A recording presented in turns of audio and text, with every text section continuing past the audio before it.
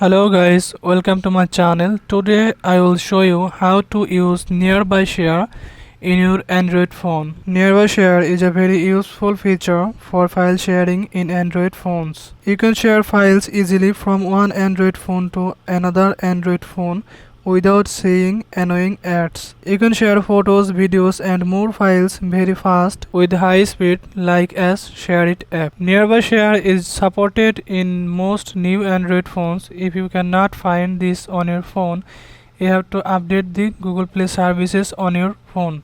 Let's see how to use this.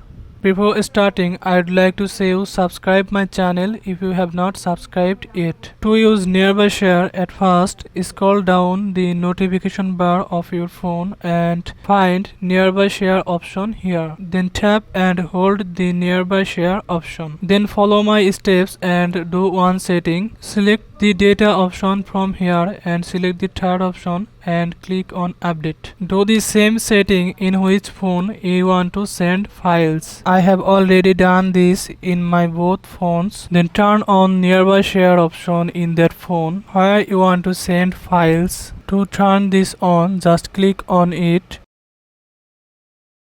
Then you have to turn on three options: Wi-Fi, GPS and Bluetooth. Scroll down the notification bar and turn those on. Now this device is ready to receive files by Nearby Share. Now I will share files from this device. I'm going to My Files. Then I'm going to select a file. This is a big file, but it will take a few minutes to send. Tap and hold the file. Then tap on the Share option. Then tap on Nearby Share option from here. Then click on Turn On. Then turn on the GPS, Bluetooth and Wi-Fi option. Then tap on the device name where you want to send file.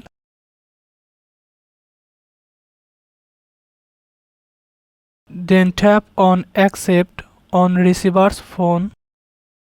Now the file is being sent.